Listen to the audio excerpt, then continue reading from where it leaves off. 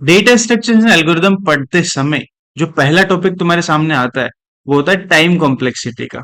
Right.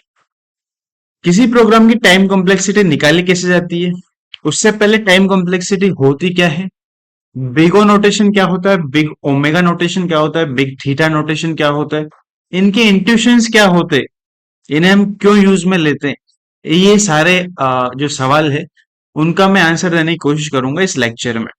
और तुम्हें process बताऊंगा डिफरेंट एग्जांपल्स के थ्रू कि कैसे तुम किसी प्रोग्राम की टाइम कॉम्प्लेक्सिटी फाइंड कर सकते हो। ठीक है, तो चलो शुरू करते हैं। मैंने तुमसे पूछा कि टाइम कॉम्प्लेक्सिटी होती क्या है। तुम में से बहुत से लोग बोल सकते हैं कि किसी प्रोग्राम को एग्जीक्यूट होने में लिए जाने वाला टाइम टाइम कॉम्प्लेक्सिटी होता है। लेकिन तुमने जो आंसर दिया उसमें तुमने बोला लिया जाने वाला टाइम टाइम कॉम्प्लेक्सिटी होता है। तो टाइम क्या होता है फिर? राइट। जैसे एग्जाम्पल से समझते हैं, ये है तुम्हारा प्रोग्राम पी। किसी पीसी वन में ये प्रोग्राम टाइम ले रहा है 2 second in execution. PC two में सेम प्रोग्राम टाइम ले सकता है 5 second in execution. PC three में ये सेम प्रोग्राम टाइम ले सकता है maybe 10 second in execution. तो टाइम कॉम्प्लेक्सिटी क्या है? ये टाइम से। Right. Time complexity is something which is general for a program. Right. सो ये टाइम कॉम्प्लेक्सिटी नहीं है, ये टाइम है। उस प्रोग्राम को एग्जीक्यूट होने में कितना टाइम लग रहा है वो टाइम है ये। और ये होता है PC dependent. Time complexity PC dependent नहीं होती है। इसे हम एक एग्जाम्पल के थ्रू समझते हैं। मान लो ये तुम्हारा ग्राफ है, एक्स एक्सिस पे इनपुट साइज बढ़ रहा है, वाई एक्सिस पे टाइम टेकन बाय प्रोग्राम बढ़ रहा है। किसी प्रोग्राम पी के लिए पीसी वन में अगर इनपुट साइज 0 है तो प्रोग्राम को टाइम लग रहा है 1 सेकेंड। अगर इनपुट साइज 1 है तो प्रोग्राम को टाइम लग रहा है मे बी 1.5 सेकेंड। अगर इनपुट साइज 2 है तो प्रोग्राम को टाइम लग रहा है मे बी 5 सेकेंड। अगर इनपुट साइज 3 है प्रोग्राम को मे बी टाइम लग रहा है 4 सेकेंड्स। अगर इनपुट साइज 4 है तो प्रोग्राम को टाइम लग रहा है 7 सेकेंड।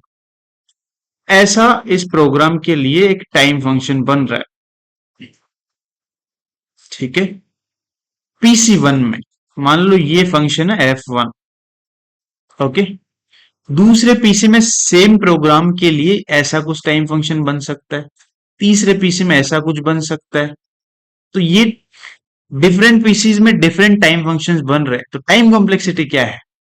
अगर मैं तुम्हें बोल दूं, अगर मैं तुम्हें एक अपर बाउंड दे दूं कि ये तुम्हारा अपर बाउंड है, तुम उस प्रोग्राम को किसी भी पीसी में चला लो, इससे ऊपर तुम्हारा टाइम फंक्शन नहीं जाएगा। तो अब उस प्रोग्राम के लिए ये एक जनरल कंसेप्ट हो चुका है। ये अपर बाउंड एक जनरल टाइम कॉम्प्लेक्सिटी की तरह काम करेगा, एक जनरल टाइम की तरह काम करेगा। और इस अपर बाउंड को मैं टाइम कॉम्प्लेक्सिटी बोल पाऊंगा, क्योंकि मैंने बोला time is PC dependent but time complexity is general for a program. Okay, इसे हम देखेंगे। अभी के लिए तुम इतना समझो कि ये एक हमने टाइम को जनरलाइज कर दिया है अपर बाउंड के थ्रू। सेम तरीके से हम टाइम को जनरलाइज कर सकते हैं किसी प्रोग्राम के लिए लोअर बाउंड के थ्रू, कि किसी भी पीसी में चला लो, इससे कम टाइम नहीं जाएगा। तो ये भी एक जनरल कंसेप्ट हो गया उस प्रोग्राम के करस्पॉन्डिंग। टाइम को हम जनरलाइज कर सकते हैं एक एवरेज बाउंड के थ्रू या एवरेज फंक्शन के थ्रू। ओके, कि किसी भी पीसी में चला लो, टाइम फंक्शन इसके अराउंड घूमेगा। तो ये एवरेज हो गया, ये भी एक जनरल टर्म हो गई उस प्रोग्राम के करस्पॉन्डिंग। ओके। ओके, यही आते हैं तुम्हारे big O notation, big omega notation, big theta notation. Big O notation तुम्हारा अपर बाउंड होता है और बिग ओमेगा नोटेशन ही तुम्हारा लोअर बाउंड होता है। बिग थीटा नोटेशन ही तुम्हारा एवरेज टाइम फंक्शन होता है। ओके, तो सबसे पहले हम देखते हैं कि बिग ओ नोटेशन क्या होता है। ओके, इंट्यूशन तुम्हें समझ आया कि big O notation time complexity के लिए एक टर्म है जो कि एक जनरलाइज टर्म है। ओके, एग्जाम्पल के थ्रू हम समझते हैं, उससे पहले हम इसकी डेफिनेशन देख लेते हैं। कोई भी दो function F N and G N के लिए अगर ये इनइक्वालिटी सेटिस्फाई करती है कि F N is less than equal to K multiplied by ji N for all N after some N naught, अगर ऐसा होता है तो मैं बोल सकता हूं F N is big of ji N. Okay, example से समझो। मान लो एफ एन है तुम्हारा 3n+4। क्या मैं 3n+4 को लेस देन 4n बोल सकता हूं? चेक करके देख लो। n की वैल्यू 0 रखो, ये बड़ा है या ये बड़ा है? ये बड़ा है। n की वैल्यू 1 रख के देखो, ये बड़ा है ये बड़ा है? Again this is bigger. n की वैल्यू 2 रखो, ये हो रहा है 6+4 10, और ये हो रहा है 8, यही बड़ा है। n की वैल्यू 3 रखो, ये हो रहा है 13 और ये हो रहा है 12, यही बड़ा है। n की वैल्यू 4 रखो, दोनों इक्वल है, ये भी 16 ये भी 16। अब n की वैल्यू 4 के बाद ये बड़ा होगा इससे। Okay, 4n will be bigger than 3n+4 for all values of n after 4। तो 4 तुम्हारा n नॉट की तरह काम कर रहा है। ये हुआ तुम्हारा एफ एन 3n+4, और 4n हुआ तुम्हारा k multiplied by ji n. k को रख लो 4, gn को रख लो n। ठीक है, तो अगर तुम डेफिनेशन से कंपेयर करते हो तो इस एग्जाम्पल के लिए k आ रहा है तुम्हारा 4 और gn आ रहा है तुम्हारा n। तो डेफिनेशन से मैं क्या बोल सकता हूं? एफ एन इज 3n+4, इसको मैं बोल सकता हूं big of ji n n. Okay, so this is how 3n+4 is big of n। Okay, intuition तुम्हें पता है कि हम बिगो में अपर बाउंड निकालने की कोशिश कर रहे हैं।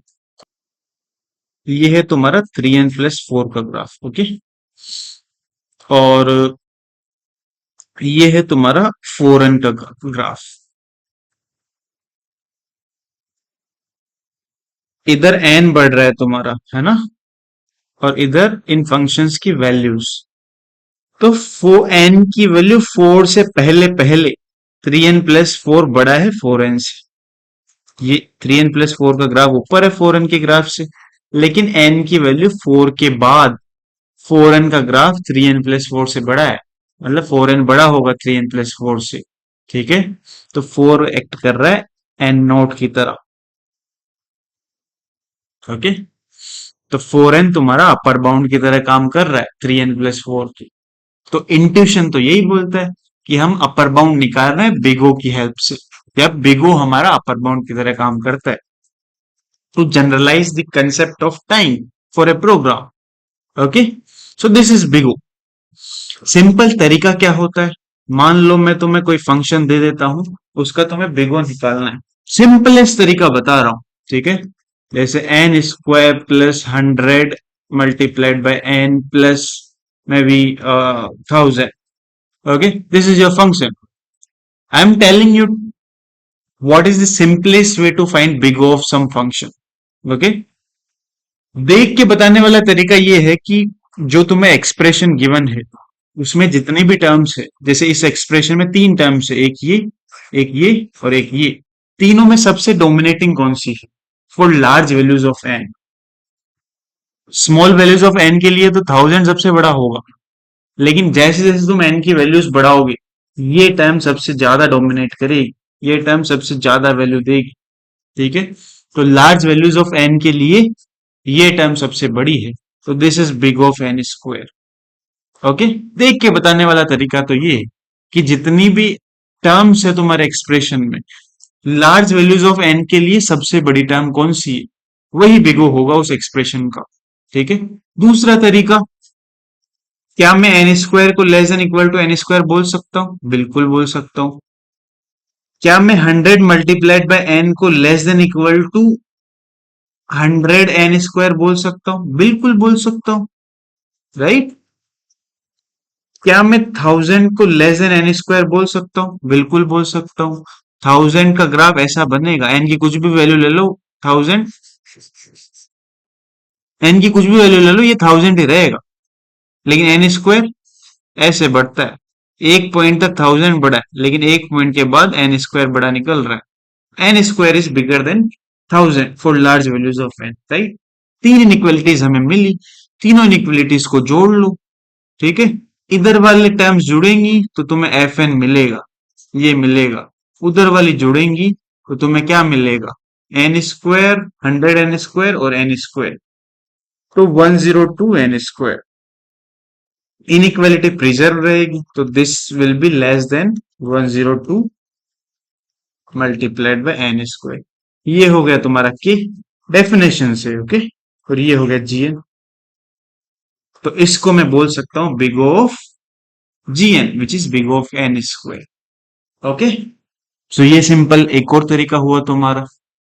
तुम बोल सकते हो कि सर इसमें प्रोग्राम कहाँ आ रहा है, हम टाइम कॉम्प्लेक्सिटी तो किसी प्रोग्राम की निकालते हैं ना, प्रोग्राम तो आपने करवाया नहीं। तो चलो हम प्रोग्राम से समझते हैं। हमने 3n+4 का बिग O कितना निकाला, बिग ऑफ एन निकाला, राइट।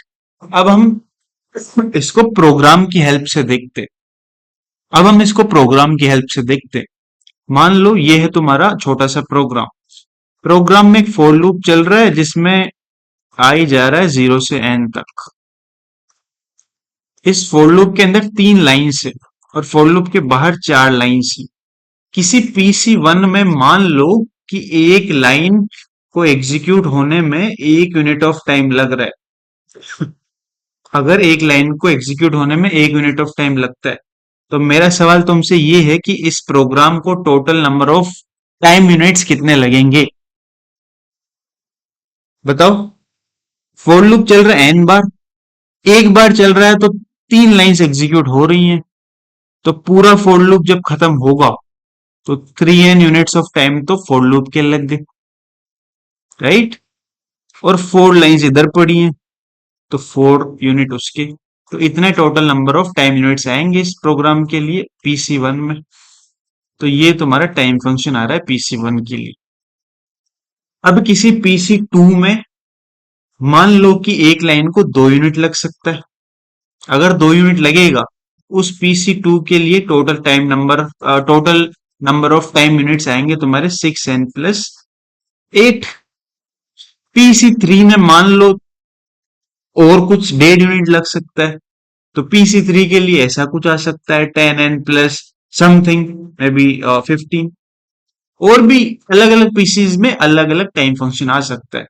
लेकिन ध्यान से अगर तुम देखो तो this is big of n, this is big of n, you can find it with the help of the definition we discussed, right? This is also big O of n। तो इस program के लिए big O same आ रहा है, so that is why this is the generalized concept of time। Different pieces में भी इस program के लिए बिग O n ही आ रहा है, okay. So this is how it is acting as a upper bound of all the time functions in different PCs। इसे हम टाइम कॉम्प्लेक्सिटी बोलते हैं, ओके। तो ऐसे तुम्हें किसी प्रोग्राम की टाइम कॉम्प्लेक्सिटी निकालनी है। तरीका क्या है, प्रोसेस क्या हुआ, एक लाइन का 1 यूनिट मान लो, ऐसे तुम टोटल नंबर ऑफ यूनिट्स निकालो, total number of units in execution of that program, वो तुम्हारा FN हो जाएगा। FN का फिर बिग O निकाल लो with the help of definition, ठीक है। ऐसे तुम बिग O या फिर टाइम कॉम्प्लेक्सिटी निकाल पाते हो किसी प्रोग्राम, ठीक है। इसे ही हम टाइम कॉम्प्लेक्सिटी बोल रहे हैं, ठीक है।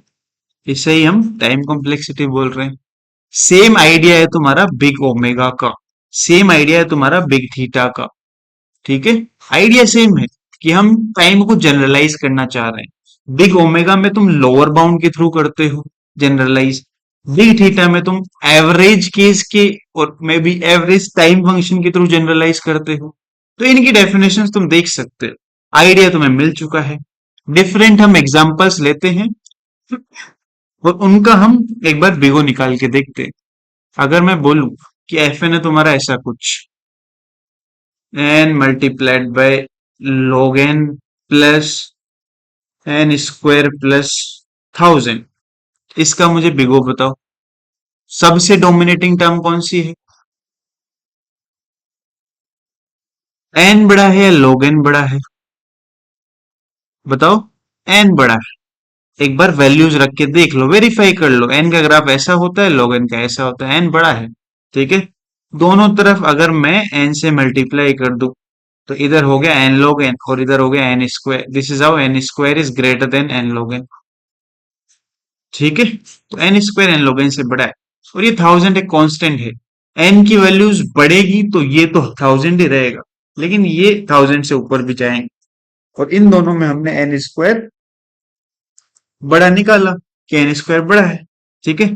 तो सबसे बड़ा जो टर्म हुआ इस एक्सप्रेशन में वो हुआ n square. So this is how this whole expression is big of n square. Okay.